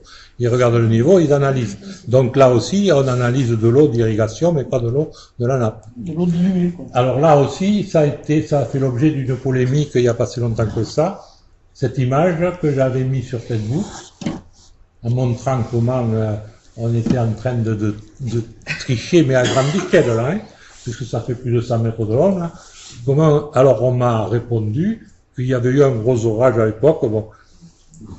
Alors c'est l'irrigation, c'est le gros orage, moi j'en sais rien. C'est une photo que l'on m'a envoyée d'une manière anonyme, je ne sais pas qui c'est qui l'a prise, donc je ne peux pas savoir quand est-ce qu'elle a été prise. Mais en fait, la personne qui l'a envoyée, c'est qu'il avait une raison. Donc ça a fait l'objet d'une polémique, mais je vous le montre pour vous montrer que là aussi, enfin moi je suis convaincu que c'est encore une fuite, quoi, hein, une fuite pour remplir là aussi la nappe, parce que le carrier avait obligation de ne pas jouer sur les... Et donc, il a accepté, il avait, disons, indiqué au cours d'une CLSS qu'il s'était rendu compte de la chose et qu'il mettait des drains pour, justement, les drains, tu parles, 4 cailloux pour faire un drain, ça ne marche pas. Donc, nous, on veut montrer que ce qu'il a raconté, ça ne sert à rien. Ensuite, là, ça, je l'ai mis à l'intention des maires et à l'intention des communes et des collectivités qui sont concernées, les communes qui sont concernées, parce que beaucoup, moi j'ai lu encore sur Roumengo, le maire qui dit ça va rapporter de l'argent, ça rapporte rien du tout. Et ça rapporte une destruction de terres agricoles. Alors, prenons l'exemple de Denjan, si vous voulez. Denjan, c'est 140 hectares qu'on lui a donné. 140 hectares de terres agricoles irriguées qui vont être détruites. On parle des emplois. Denjan annonce 9 emplois. Moi, je ne les ai pas vus, hein. Mais même 9 emplois avec des temps partiels, sans doute. Je crois que sur 140 hectares, on doit pouvoir faire vivre quand même 9 personnes. Je crois, hein. Alors, le point important pour les communes, c'est que l'ATP n'existe plus. Depuis 2010, Sarkozy a réglé le problème, il a transformé cette TP en CVAE, ce qu'on appelle en CVAE, et qui est 45 fois moins performante pour les entreprises que l'ancienne TP. Et le cas de Denjan, je peux vous le donner, puisque quand il a eu le feu vert de la commune, il annonçait qu'il allait donner 130 000 € en taxes professionnelles. Dans la réalité, il n'en donne plus que 3 000. Vous voyez un peu la différence, hein. Il avait annoncé qu'il donnerait 5 centimes la tonne à la ville. Il ne les donne pas. Vous voyez le genre de mec que c'est. Qu'est-ce qu'il avait dit encore? Bon, je crois que c'est l'essentiel, hein, de toute manière. Voilà. Et puis, il avait dit 20 emplois, et là, moi, aujourd'hui, il en annonce 9, et moi, à mon avis, c'est plutôt 4-5 que 9. Bon, voilà. Donc, tout ça pour dire que ça ne vaut plus le coup de prendre une carrière pour un maire, hein. Il faut le dire aux maires, hein, parce qu'ils ne savent pas. Nous, on l'a dit à Sainte-Gabelle, ils n'étaient pas au courant. On l'a dit à Calmont, mais Calmont a réagi d'une manière tout à fait saine, puisqu'ils ont pris une délibération, parce qu'ils se sont rendus compte qu'il y avait des problèmes déjà qui arrivent sur Calmont, et comme ils ne veulent pas de carrière, ils ont déjà pris une délibération pour dire, bon, nous c'est une préoccupation, et on ne veut pas de carrière. Alors, qu'est-ce qu'on cherche, nous, actuellement? C'est d'abord annuler l'arrêté préfectoral de 2009, l'arrêté de Valette, afin d'arrêter les remblayages, parce que pour nous, c'est la priorité aujourd'hui, parce que ça pollue et ça assèche. On a compté que ça allait assécher 5000 hectares de terre en aval. 5000 hectares. C'est pas nous qui l'avons, ce sont des experts qui l'ont chiffré, Caligé. C'est un expert qui a dit, bon, vous avez 5000 hectares de terre qui vont être concernés, qui vont être en partie détruites, hein, parce que une terre asséchée, ça vaut plus grand chose. Bien entendu, ce que l'on demande, c'est également la fermeture carrément des carrières, ou alors que ça soit limité et que les réaménagements soient réalisés sérieusement, parce qu'on se rend compte que les réaménagements, tous annoncent base de loisirs. Oui. Alors, nous, si on laissait faire, il y aurait 17 bassins, là, 17, avec 17 bases de loisirs. C'est pas sérieux. Donc, on demande à ce que ce problème de réaménagement soit vu d'une manière sérieuse. Et puis alors, on demande bien entendu aujourd'hui des compensations financières pour les quartiers qui ne sont pas raccordés à l'eau potable, pour la dépollution des eaux et des sols, bien sûr, et pour réapprovisionner, réapprovisionner la nappe, c'est-à-dire enlever le maximum de déchets, il faut enlever le mur qui empêche l'eau de s'écouler.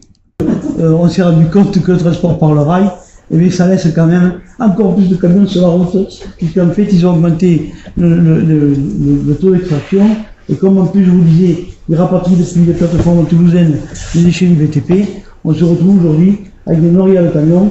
Finalement, on a pratiquement 10 fois plus de camions sur les routes que ce qu'on en avait quand on avait les gravières. Donc, c'est pas ça sans impact. Sur les camions, en 2012, où on s'était battu, vous savez qu'à juste à l'entrée là, de Trémège, il y a un ITE, un embrayement ferroviaire, qui n'a jamais été fini, qui a été financé les grandes heures de la communauté de communes de Pamiers avec des grandes perspectives de développement de Gabriela, et puis bon, ça s'est jamais fait.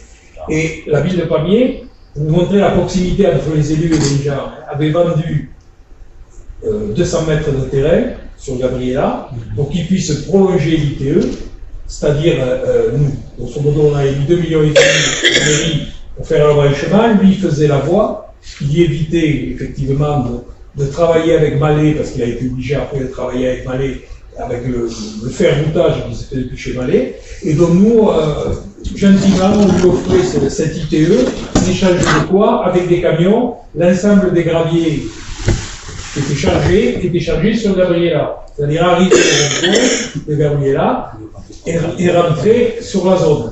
Vous imaginez ce que ça représentait en termes de circulation au niveau du Vernet, au niveau de Ramondé et l'accès sur Pamiers. Avec bien sûr pour Trémège les déchargements, puisqu'il y avait 2 trains par jour, le bruit, la poussière, et en même temps sur la zone de Gabriela, ça veut dire que ça stérilisait le développement économique, parce que essayer de mettre des entreprises un peu pointues ou un peu propres avec des nourrières de camions et de graviers qui sont déchargés, ça n'avait aucun sens. Mais il a fallu se battre, on a fait un certain nombre de réunions et on a gagné un conseil municipal, il a fallu renverser la vapeur parce que Trigano avait décidé que les carrières, c'était un élément satisfaisant pour développer Gabriela. Voilà. Donc, des combats, on arrive à mener, même si c'est marginal par rapport à la problématique que tu évoques, mais ça a été quand même un combat gagné à partir de cette salle il y a 6 ans. Et quand ils ont demandé les autorisations, dans le schéma département dans les carrières, on leur a dit oui, mais à condition que vous ayez une majorité de vos transports par le rail. Et donc tous sont engagés, ils ont signé en bas de la page. Puis à l'arrivée, il n'y en a qu'un seul qui l'a fait. Mais lui, c'était prévu depuis le départ, puisqu'il extrait, puis il travaille le matériau sur sa plateforme toulousaine. C'est Malette. Hein, il n'y a que Malette. Tous les autres, ils sont revenus sur leur engagement, et donc aujourd'hui, ils n'ont pas leur embranchement ferroviaire. Hein. Colas, avec MPG, devait en avoir un sur Traverdun. Des gens devaient l'avoir donc ici à Gabriela, payé par vos impôts, Et Malette, lui, a fait le sien. Donc, comme des gens, il en envoie une grande partie lui aussi sur les plateformes toulousaines, il est obligé de passer un accord avec Malette pour de payer à Malette. Voilà. Mais en fait, c'était un deal un petit peu, c'était le deal qu'ils avaient passé mais qu'ils n'ont pas respecté. Donc là, il y a une réglementation qui est très sévère. Donc quand on nous dit que vous pouvez faire des bases de loisirs, c'est pas vrai. Non. Si on veut faire des bases de loisirs, il faut refaire la dépense, c'est-à-dire des travaux énormes pour une rentabilité qui est nulle. Donc aujourd'hui, les collectivités ne veulent surtout pas récupérer les carrières, les gravières pour en faire des bases de loisirs parce que réglementairement, c'est même pas possible. Nous, on pense qu'effectivement d'autres choses sont possibles. Hein. D'abord, Jean-Louis l'a dit, hein, mais je pense que ça c'est un problème qui a une dimension nationale. Hein. Parce qu'aujourd'hui, on en est à poser ce type de questions, d'interdire l'immersion de tout type de déchets, parce qu'il n'y a pas de déchets inertes, ça n'existe pas. Et ça, c'est un leurre. Et je crois qu'il y a aussi quelque chose une question qu'on a posée à notre député, hein, pour qu'effectivement il y ait ce type de réflexion et d'interpellation à l'Assemblée auprès du législateur, c'est que on a en fait deux régimes juridiques distincts. On a un régime qui s'applique dans le cadre de la gestion des déchets, hein, que le Spectrum est obligé d'appliquer par exemple, hein, puisqu'il est gestionnaire de déchets, et puis il y a le régime du code minier. Et ce sont deux régimes de loi complètement différents. Vous pensez bien que le code minier, vu les lobbies que ça représente, ils ont un code qui les avantage énormément. Et il y a la différence entre les deux, c'est que quand vous gérez des déchets, même des déchets de classe 4, hein, ou de classe 1, n'importe lesquels, hein, eh bien, vous avez une législation qui vous dit, vous n'avez pas le droit de stocker sur des zones humides, sur des milieux humides. Vous n'avez pas le droit de stocker, notamment dans l'eau, par exemple. Hein. Donc, c'est une obligation réglementaire. Par contre, si vous appliquez le code minier, vous avez le droit d'immerger les déchets. C'est complètement paradoxal, c'est fou comme idée. Et je vais vous dire comment ça s'applique, parce que, bien entendu, avec notre avocate, on a regardé toutes les pistes pour attaquer, pour interdire ça. Eh bien, figurez-vous que tant que l'exploitation est en activité, elle dépendra du régime du code minier pour toutes les activités qu'exerce l'exploitant. Toutes, n'importe quoi qu'il fasse, même s'il fait du transit de matériaux, n'importe quoi, c'est le code minier qui s'applique parce que il est carré. Alors que pour n'importe quel autre type d'activité, pour un particulier, pour une collectivité, eh bien ce sera le régime d'activité qui s'applique à l'objet défini qui devra être choisi. Si vous gérez des déchets, vous serez soumis à la loi sur les déchets. Si vous gérez des transports, vous serez soumis à la loi sur le transport. Les miniers, non. Eux, tout ce qu'ils font, c'est du code minier. Voilà, donc à ce titre-là, c'est même distorsion de la concurrence. Hein. En tant qu'environnementaliste, notre porte d'entrée, c'est de dire on doit partout, tout le temps, rechercher l'économie des besoins. On commence par se parler d'économie avant de chercher autre chose. Après, ce que je vous disais, je n'y reviens pas dessus. Hein. Les matériaux nobles, c'est fait pour l'utilisation noble, pas pour autre chose, pas pour du tout venant. Le privilégier le recours aux matériaux recyclés, alors ça c'est important aussi, parce que je vous dise quand même, dans notre schéma départemental des carrières, l'objectif qui a été fixé, c'est d'arriver à 10% de matériaux recyclés, réutilisés. Vous savez à combien on en est dans le département? 1%. 1%. C'est un scandale. Et ça fait bouger personne.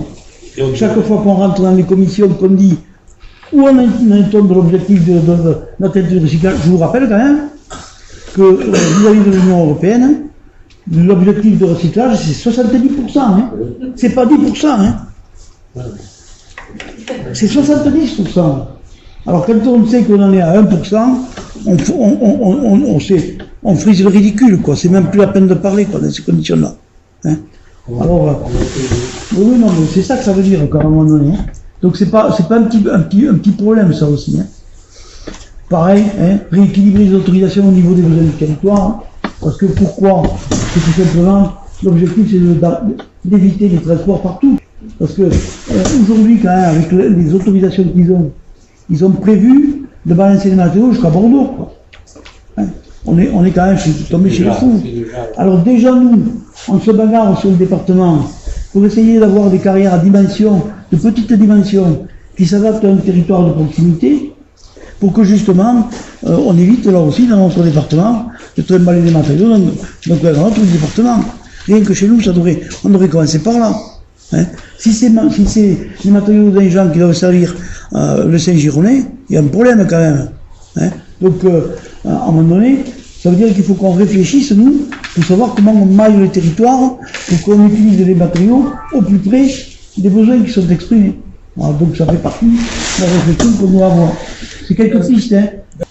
Et puis bien sûr, une autre piste qu'il ne faut pas négliger, c'est diversifier pour équilibrer les ressources. On n'a pas à tout taper sur l'alluvionnaire, il y a du massif, il y a du recyclage, il y a le bois, parce que c'est quelque chose autrement que du béton, hein.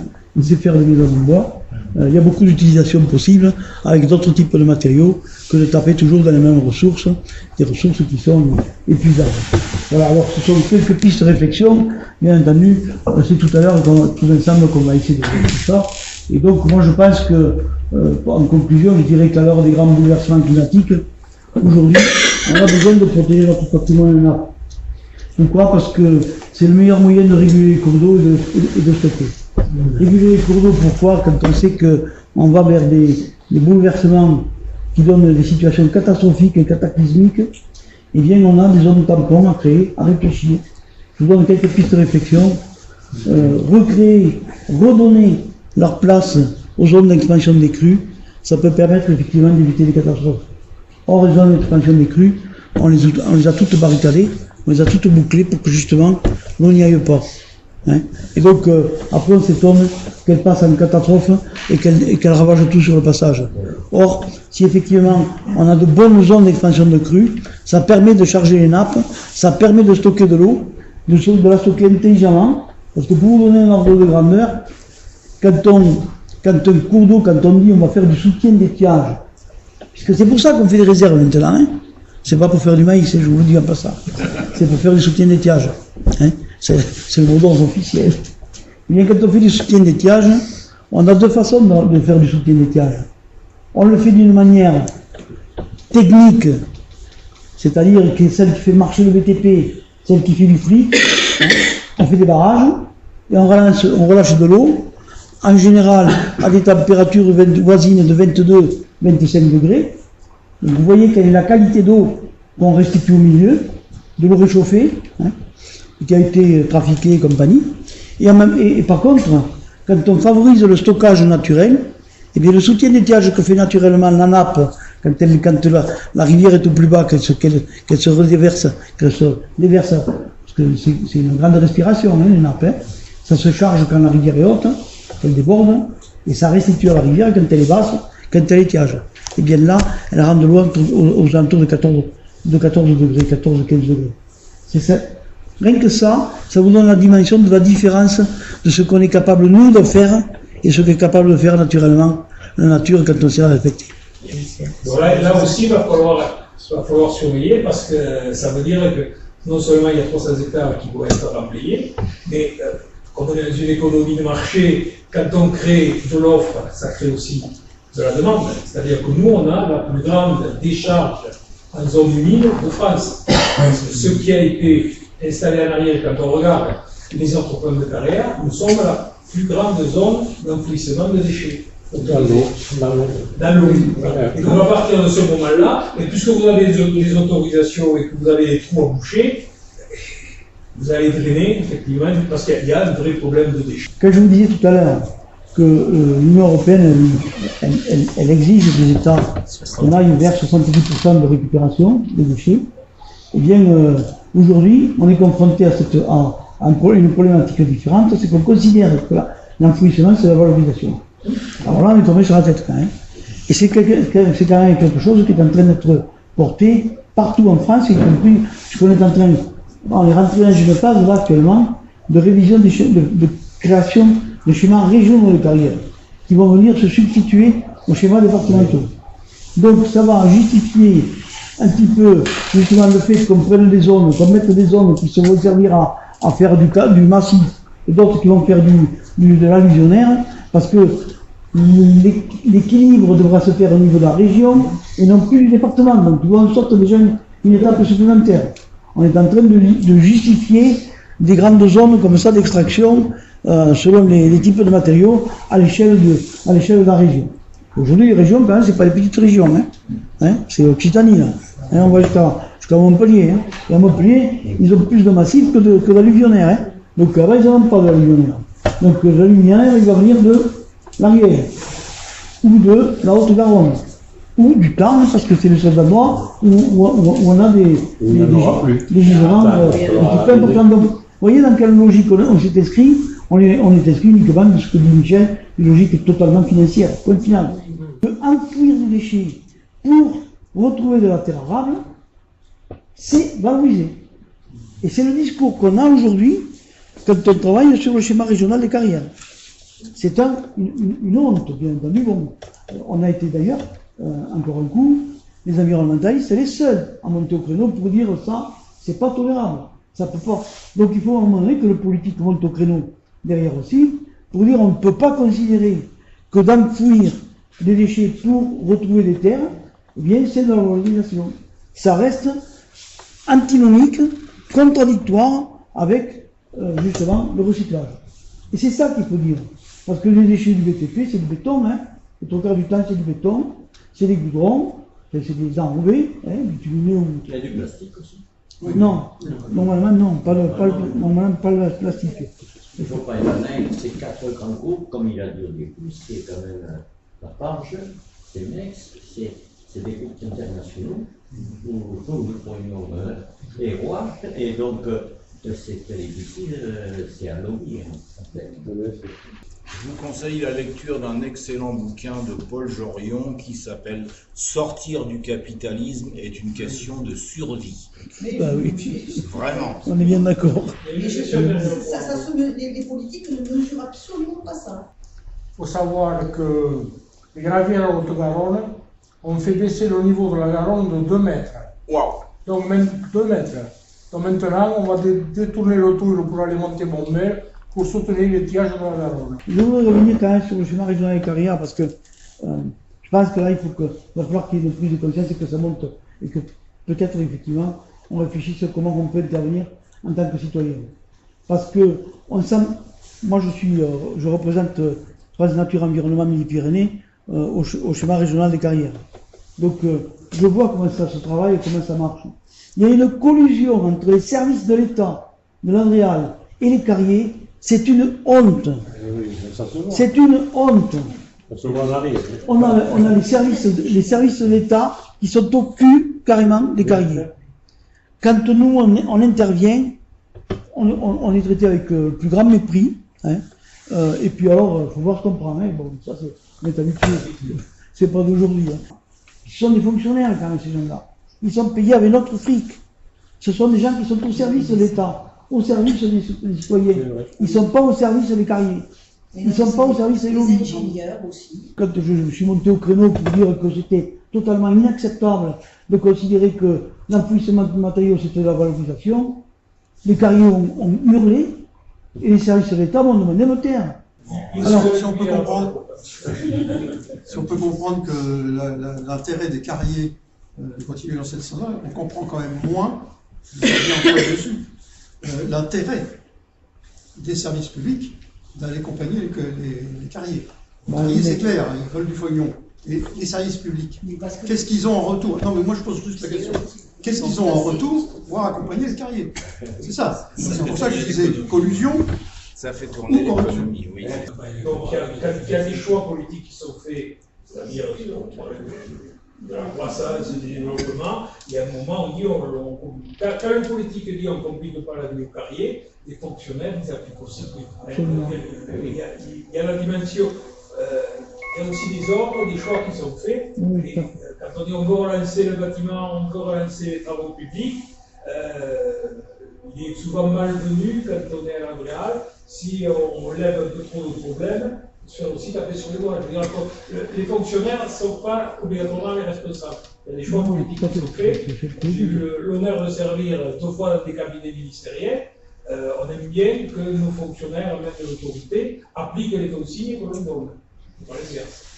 Voilà. Donc la responsabilité du politique, elle se pose. Les grands fournisseurs de graves, il n'y en a pas 50, je vous l'ai dit, c'est le Tarn, l'Ariège et la Haute-Garonne. Voilà, hein. Le reste, c'est du massif. Hein. Donc forcément, ils tapent pas mort là-dessus. Moi, je pense qu'à un moment donné, s'il n'y a pas une prise de conscience citoyenne, avec des exigences citoyennes sur des solutions à apporter, eh bien, on pourra faire... On n'avancera pas, quoi. Hein. Et je crois qu'aujourd'hui, il est temps de poser des questions aux politiques en leur disant, voilà, hein, là, ça, c'est pas acceptable, ça non plus, comment on fait pour faire en sorte que ça fasse un maximum de bruit. Je voulais réagir à ce que disait Didier aussi, c'est que, enfin, je ne veux pas être pessimiste, hein, mais on a, comme c'était un peu ce dont on parlait au début, là, on a fait remonter un dossier comme ça, je me souviens, c'est moi qui ai travaillé, c'est les associations qui nous ont permis de le faire, donc c'était des documents fournis par avec Chabot, fournis par la Prova et compagnie, quoi. C'est arrivé jusqu'au ministre, hein. Et ce que je disais au début, sa réponse, ça va être de dire, ouais, mais non, mais les services de l'État font leur travail, les contrôles sont effectués, il n'y a pas de problème, il n'y a rien à voir. Alors qu'il y avait tous les éléments de l'argumentation que vous avez entendu là, et plus détaillés encore. Rien à faire. Et pour rebondir sur ce que disait Henri, je pense qu'effectivement les citoyens doivent s'en emparer, mais ça doit se traduire par des... Eh ben ça doit se traduire, il faut aller à la castagne aux élections, quoi. Donc là, on a un enjeu de travail sur des élus de proximité, c'est là où les citoyens vont il faut aussi un peu les secouer, et puis un travail de conscientisation. Mais localement, on peut dire que je sais bien, ils ont été particulièrement apathiques quand il n'y a pas de collusion directe. J'ai un peu de culture politique dans ce département. On connaît certaines familles, je dirais de pensée, qui ont beaucoup vécu sur certains types d'entreprises. Mais la grande nappe qu'on a chez nous là, ici, et qui va jusqu'aux portes de Toulouse, il paraît que sur Toulouse, elle a un problème majeur encore pour l'instant. Hein. C'est quelque chose qu'on peut soigner, mais elle a quand même un problème majeur. C'est qu'aujourd'hui, elle est impropre à la consommation. Pourquoi? Parce qu'elle dépasse les 50 mg par litre de nitrate. Et donc, sur la région toulousaine, la recherche qu'ils ont actuellement, c'est de se tourner effectivement vers la montagne noire. D'où, entre autres, l'accord du département de la Haute-Garonne et son soutien entier pour le projet de Montbel. Hein, parce que justement, le projet de Montbel, qui alimente la Ganguise, va permettre d'alléger ce qui descend sur la Ganguise de la montagne noire. Et donc redistribuer cette eau de la montagne noire sur la région toulousaine. Vous voyez un petit peu comment ça marche? C'est très lié tout ça. C'est compliqué, c'est un maillage. Les décisions, ne croyez pas, sont des décisions qui sont pensées, globalement, calculées, et sur lesquelles on ne dit pas tous les enjeux. Ça, on ne vous le dit pas comme enjeu. Hein. Ça fait partie des choses qu'on cache. Hein. Tout simplement parce que justement, on ne veut pas faire l'effort de reconquérir la qualité des nappes. Parce que là, on a la réserve suffisante. À condition qu'on respecte, qu'on travaille autrement, qu'on fasse un autre type d'agriculture et qu'on fasse d'autres types de production. Voilà. Donc ce sont des choses qui sont pas plus compliquées que ça, mais qui sont très difficiles à mettre en œuvre. Parce que les politiques, ils sont pas branchés là-dessus. Ils sont branchés sur le rapport immédiat, hein, et sur la relation immédiate avec les gens qui les soutiennent. Voilà, tout simplement. L'électorat de l'immédiateté, donc ça fait plusieurs centaines d'années que l'on fonctionne comme ça. On sait que pour réparer, on en a encore pour 200 ans de plus. Bon. Ah, les nitrates, c'est pas mieux, hein, c'est pas des centaines d'années. La façon de fonctionner, ce qui a mené ce système. Non, mais les pesticides, la chimie, elle a 50 ans, hein, en agriculture. Donc, jusqu'à il y a 50 ans, on faisait de l'agriculture sans chimie. Hein, on faisait du bio sans le savoir. On faisait de l'agriculture bio sans le savoir, ou sans le dire. Et puis il y a eu la chimie. La chimie, c'est énormément d'argent qui est